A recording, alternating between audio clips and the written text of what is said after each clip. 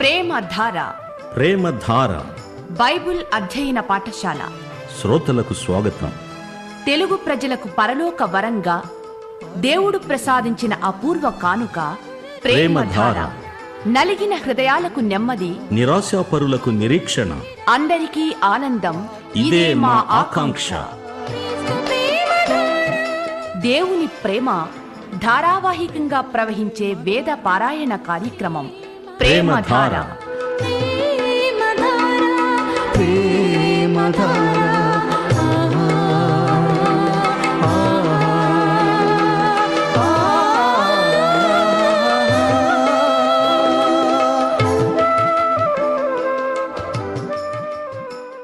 సోదరుడా, సోదరి, ఈరోజు ఆదికాండం 3వ అధ్యాయంలో నుండి ఎన్నెన్నో సత్యాలు నేర్చుకోబోతున్నాము. ఆత్మ చెప్పే మాటలు ఆత్మ కర్ణములు గలవారు విందురుగాక. ప్రార్థించుకుందాం.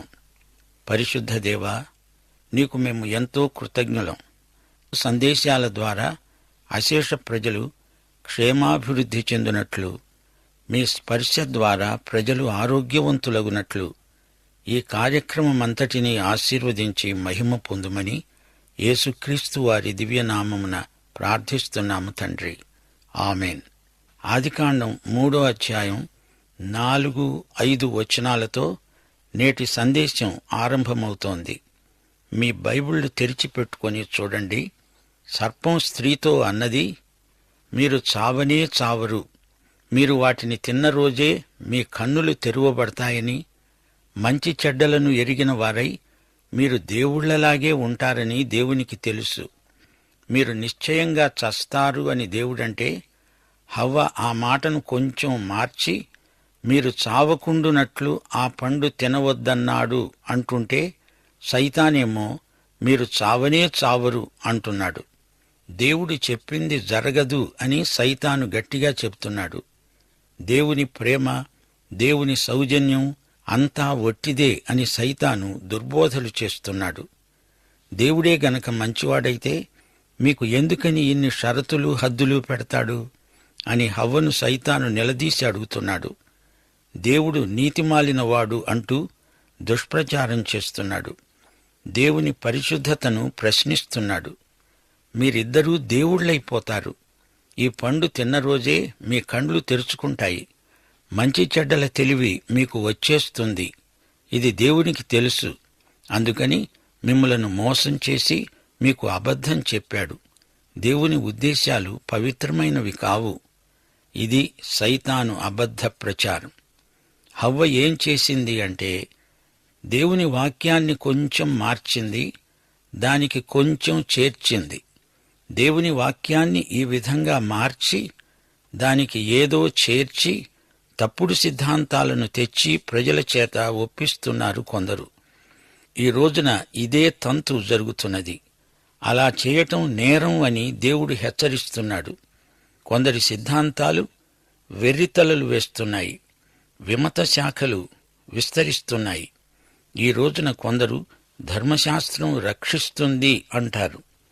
ఒక్క విశ్వాసం మాత్రమే చాలదు, దానికి మరింకేదో చేర్చాలి అనే వితండ బోధలు చేసేవారున్నారు. యోహాను 6వ అధ్యాయం 29వ వచనంలో యేసు ప్రభువు స్పష్టంగా చెప్పాడు, ఆయన పంపిన వాని యందు మీరు విశ్వాసముంచటమే దేవుని క్రియ. విశ్వాసము ఎంత ముఖ్యమో గ్రహించండి. సర్పం దేవుని మాటలను ఖండిస్తున్నాడు. తన మాటలను దేవుని మాటలకు బదులుగా తెచ్చి బోధిస్తున్నాడు. వారి చేత నమ్మిస్తున్నాడు కూడా. విశ్వాసము అంటే దేవుని మాటకు విధేయులవటమే అని రోమాపత్రిక చెబుతున్నది. విశ్వాసము విధేయతకు నడిపిస్తుంది, అవిశ్వాసం అవిధేయతకు నడిపిస్తుంది. అనుమానం కూడా అవిధేయతకే దారితీస్తుంది. ఆదాము హవ్వలు దేవుని వాక్యానికి అవిధేయులైనందుచేత ఎలాంటి దుష్ఫలితాలు వచ్చాయో చూడండి. ఆదికాండం 3వ అధ్యాయం 6వ వచనం. ఆ వృక్షము ఆహారానికి మంచిదని, కంటికి అందంగా ఉందని, వివేకమిచ్చే రమ్యమైనదని చూచినప్పుడు ఆ స్త్రీ దాని ఫలములలో కొన్ని తీసుకొని తిని తనతో పాటు తన భర్తకు కూడా పెట్టింది. అతడు కూడా తిన్నాడు.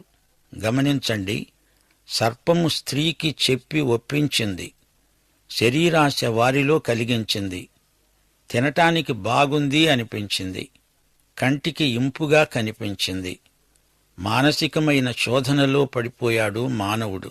పైగా అది రమ్యమైనది, వివేకమును పుట్టిస్తుంది. ఇది మత సంబంధమైన ఆకర్షణ.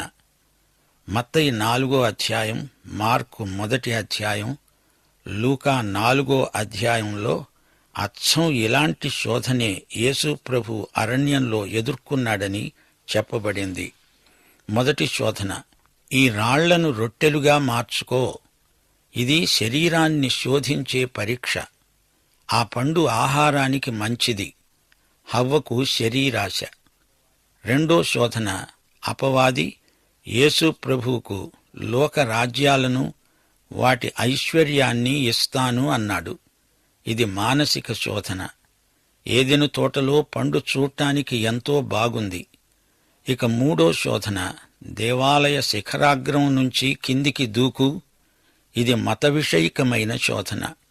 వివేకమిచ్చే రమ్యమైన ఫలం, శరీరాశ, నేత్రాశ, జీవపు డంబం. ఈ మూడు శోధనత్రయమై నాడు నేడు విశ్వాసులను ఎదుర్కొంటున్నాయి. సైతాను ఈ మూడింటినీ ప్రయోగిస్తున్నాడు. ఎందరో సైతాను పెట్టే శోధనలకు లొంగి పతనమైపోతున్నారు.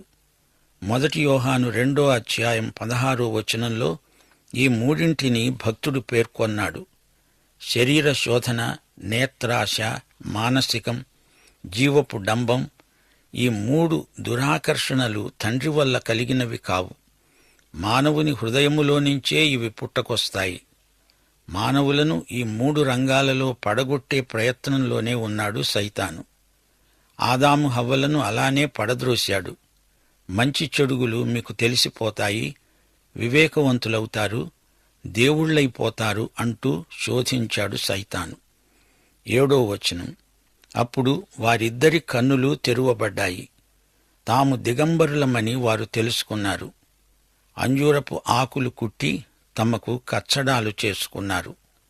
వారి కన్నులు తెరువబడ్డాయి అంటే అది వారి మనస్సాక్షికి సంబంధించింది. పతనానికి ముందు ఆదాము హవ్వలకు మనస్సాక్షి లేదు. వారు బొత్తిగా అమాయకులు. అమాయకత్వము అనగా చెడుగు అంటే ఏమిటో వారికి బొత్తిగా తెలియదు.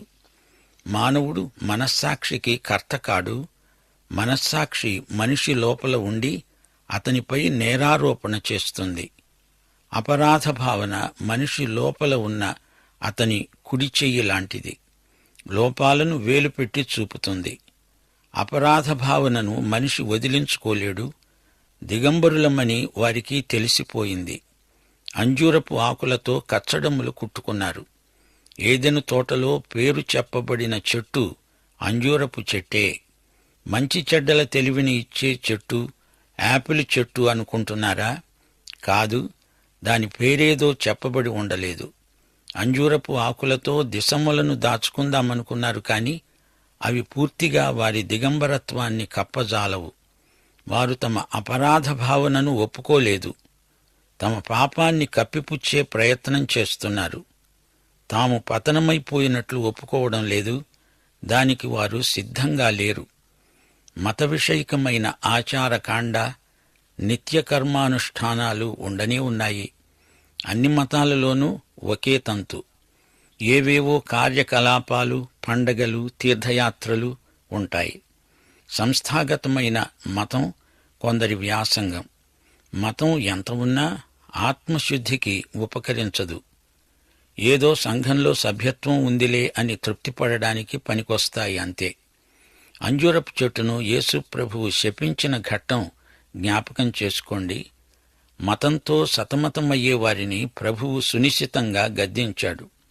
మతమంటే అంజూరపు ఆకుల కచ్చడాలే. పాపాన్ని కప్పిపుచ్చుకునే కృతక ప్రయత్నాలే మతాలన్నీ.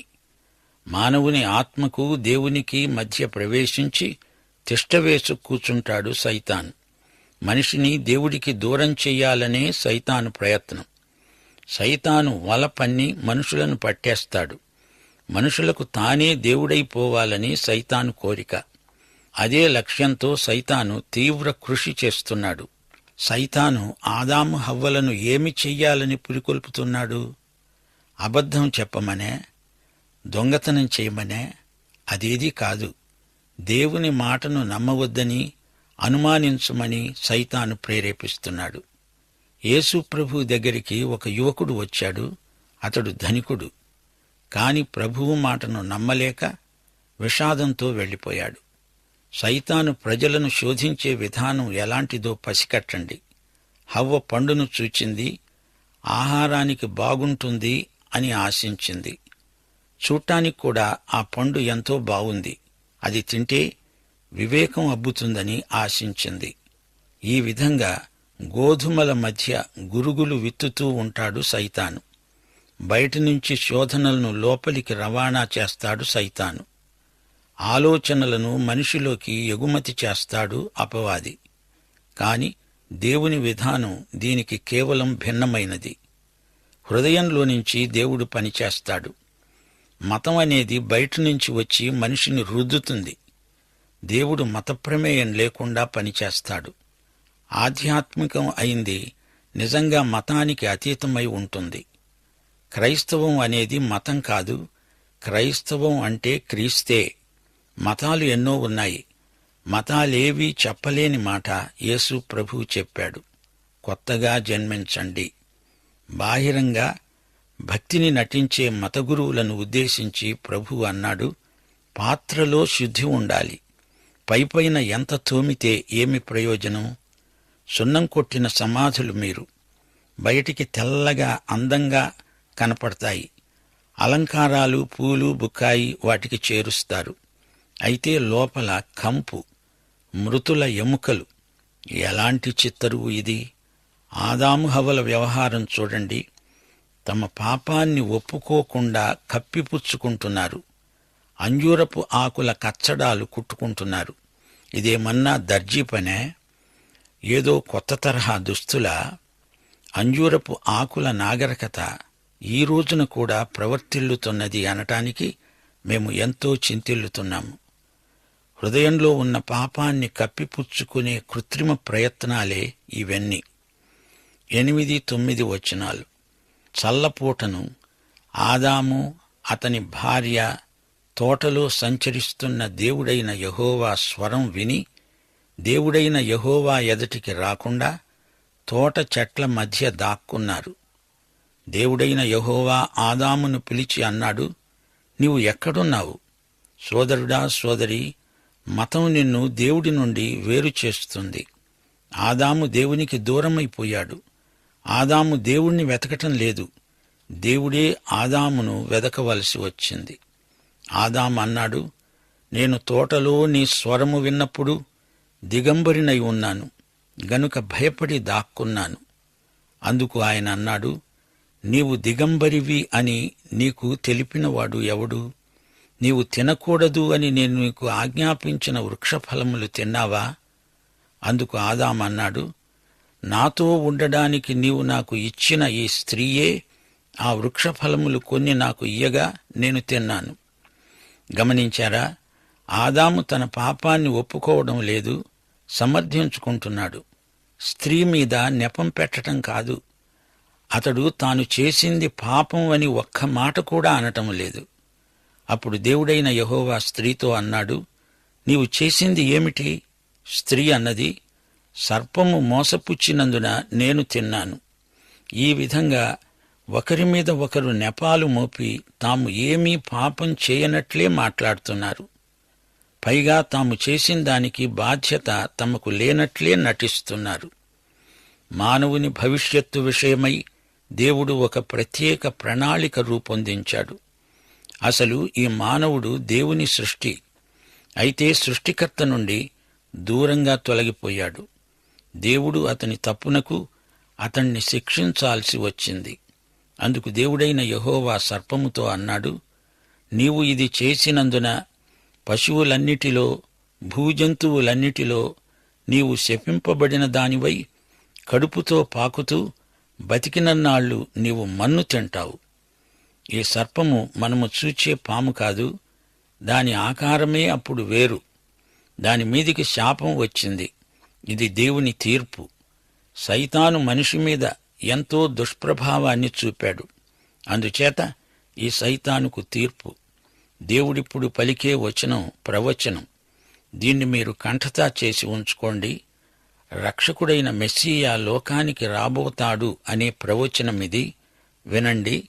ఆదికాండం 3:15 నీకును స్త్రీకిని నీ సంతానానికి ఆమె సంతానానికి వైరం కలుగజేస్తాను. అది నిన్ను తల మీద కొడుతుంది, నీవు దాన్ని మడిమ మీద కొడతావు. సైతానుకు స్త్రీకి మధ్య వైరం. సైతాను సంతతికి స్త్రీ సంతతికి మధ్య వైరం. స్త్రీ సంతానం అంటే క్రీస్తే. క్రీస్తు మడిమను సర్పం కాటేస్తుంది. సర్పం తలను క్రీస్తు చితగ్గొడతాడు. ఈ వైరం బహుకాలం కొనసాగుతుంది. మంచికి చెడుగుకు మధ్య హోరాహోరీ యుద్ధం. ఈ యుద్ధం బైబిలంతటా ఆద్యంతము మనకు కనబడుతూనే ఉంటుంది. యేసు ప్రభువే స్వయంగా చెప్పాడు. యోహాను శుభవార్త 8:44 మీరు మీ తండ్రి అయిన అపవాది సంబంధులు. మీ తండ్రి దురాశలు నెరవేర్చగోరుతున్నారు. ఆది నుండి వాడు నరహంతకుడై ఉండి సత్యమందు నిలిచినవాడు కాడు. వాని యందు సత్యమే లేదు. వాడు అబద్ధమాడేటప్పుడు తన స్వభావమును అనుసరించే మాట్లాడతాడు. వాడు అబద్ధికుడు, అబద్ధానికి జనకుడు. అపవాది అంటే సైతానే. దేవుని బిడ్డలకు సైతాను పిల్లలకు ఎంతో వ్యత్యాసం ఉంది. 1 యోహాను 3:10 ఇదే పోరాటం పేర్కొనబడింది. దేవుని పిల్లలెవరో అపవాది పిల్లలెవరో తేటపడుతుంది. నీతిని జరిగించని ప్రతివాడు, తన సహోదరుని ప్రేమించని ప్రతివాడు దేవుని సంబంధి కాడు.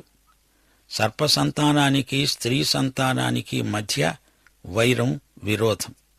ప్రతి విశ్వాసి శోధనలకు లొంగిపోకూడదు. యుద్ధంలో విజయం సాధించాలి. రక్షిత ప్రజలు క్రీస్తునందు ఉన్నారు. సృష్టిలో 3 అంతస్తులున్నాయి. దేవదూతలు, మానవుడు, జంతువులు. జంతువులకు తీర్మాన స్ఫూర్తి లేదు గాని దేవదూతలకు, మానవునికి అది ఉంది. మానవుడు చేసిన తీర్మానానికి అతడే బాధ్యుడు. పురుష సంతానం అని చెప్పబడలేదు, స్త్రీ సంతానం అని చెప్పబడడం కన్యక కన్న కానుపును సూచిస్తుంది. క్రీస్తు కన్యక గర్భవాసాన జన్మించాడు గదా. తోటలో దేవుడు వెదుకుతూ ఆదామా ఎక్కడున్నావు అని పిలిచాడు. రక్షణ అనగా దేవుడు మానవుని కోసం వెతకటం. మనిషి దేవుని నుండి పారిపోయినప్పుడు దేవుడు మనిషి కోసం వెతికాడు. దేవుని న్యాయం మనిషిని పిలిచింది. ఎక్కడున్నావు అని అడిగింది. దేవుని కంఠం గుర్తించారా? దేవుడు మానవుడి పాపానికి ఎంతో బాధపడుతూ పిలిచాడు. దేవుని పిలుపులో ప్రేమ తొణికిసలాడుతున్నది. దేవుడు విమోచనాత్మక వైఖరితో మనిషిని పిలుస్తూ అన్నాడు, ఆదామా ఎక్కడున్నావు? రక్షకుణ్ణి పంపేందుకే దేవుడు సంకల్పించి సానుభూతితో పిలిచాడు. సోదరా, సోదరి, దేవుని పిలుపు వింటున్నావా?